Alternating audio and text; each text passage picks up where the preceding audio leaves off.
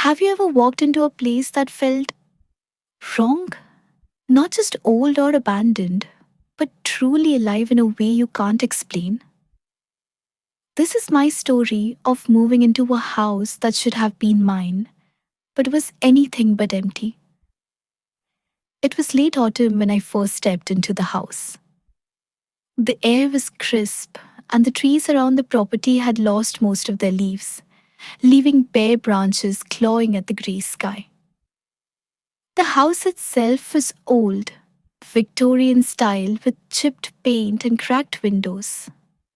It had been in my family for decades, but no one had lived there for years. I inherited it from my great aunt, a woman I barely knew. The thought of having my own place was exciting, but as soon as I opened the front door, a strange silence greeted me. It wasn't the kind of silence you expect in an empty house. It was heavier, almost like the house was holding its breath. I walked through the rooms, my footsteps echoing unnaturally loud. Dust coated every surface, but there was no sign of life, no animal, no sound of the wind, just silence. That first night, I set up my bed in the living room. As the sun set, shadows stretched long across the floor. I tried to ignore the feeling that I wasn't alone. But then, from somewhere deep in the house, I heard it. A soft whisper. Just one word. Stay. I froze. It was faint, almost like a breeze brushing past my ear. I told myself it was my imagination, but sleep was impossible. Over the next few days, the house seemed to breathe around me. Cold spots appeared suddenly, and I found doors slightly ajar that I was sure I had closed. I would hear footsteps upstairs, even though I was certain I was the only one inside. One afternoon, as the late autumn sun cast long shadows through the cracked windows, I decided to explore the basement. The wooden stairs creaked beneath my feet as I descended into the cold, dark space below. The air was damp, carrying a faint smell of mold and something else, something metallic. At the far end of the basement, I found an old chest covered in dust. The lock was rusted, so with some effort, I pried it open. Inside were more letters, yellowed with age, and a faded photograph. The picture showed a man and a woman standing in front of the house. The woman unmistakably my great aunt.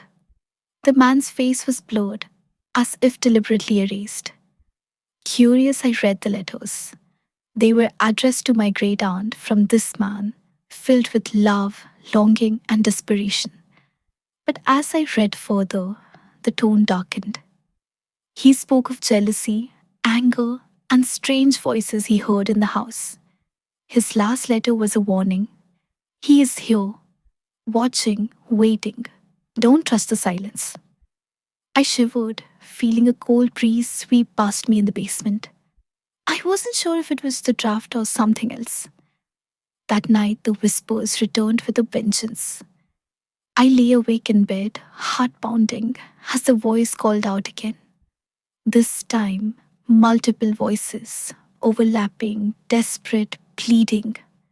Shadows seemed to dance on the walls, growing larger and more defined.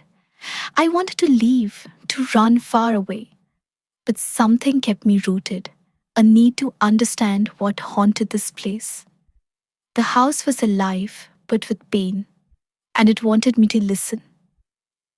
Days turned into restless nights. I started keeping a journal, trying to capture every strange detail and sound. The more I wrote, the clearer it became. The house was trying to communicate. One evening, as I sat by the fireplace, I heard footsteps upstairs. Slow, deliberate steps pacing back and forth. I called out, but there was no answer. Only silence, heavy and suffocating. Summoning my courage, I climbed the stairs to the second floor. The hallway was cold, shadows stretching endlessly. At the end stood a door I hadn't noticed before, half hidden behind a faded curtain. I reached for the doorknob. It was ice cold. Inside was a small room, barely furnished. On the wall hung an old mirror, cracked and fogged. I saw my reflection, pale, tired, but behind me a faint figure appeared in the glass. A woman, her eyes filled with sorrow, reaching out. I stumbled back, heart racing. Was it my imagination? Or had I just glimpsed the soul trapped in this house? From that night on, the whispers became clearer. The voice of the woman in the mirror, begging for help. She was bound to this place, caught in a loop of pain and regret. I searched through the diary again and found entries about a man who had lived there before. Her husband. The writings hinted at his violent jealousy and a tragic ending that no one in the family ever spoke about. One night, the presence seemed to grow more desperate. I heard banging on the walls, cries echoing through the halls. I could feel a cold hand brush past my cheek, invisible but real. I asked aloud, "What do you want from me?" The silence stretched long, then a whisper, "Truth?" That night, I found a hidden compartment in the floorboards under the bedroom rug. Inside was a bundle of old newspaper clippings and detailing a murder suicide.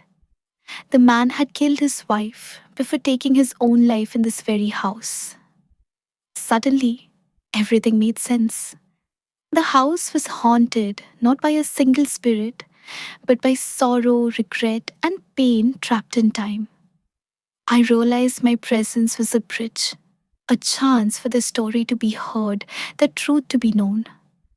In the days that followed, the atmosphere changed. The cold spots softened, the whispers faded. It was as if by uncovering the truth, I had given the spirit some peace. I left the house changed, carrying the weight of his history and the understanding that some places never truly forget. Sometimes, late at night, when the wind is just right, I swear I still hear a soft whisper, a thank you, carried on the breeze.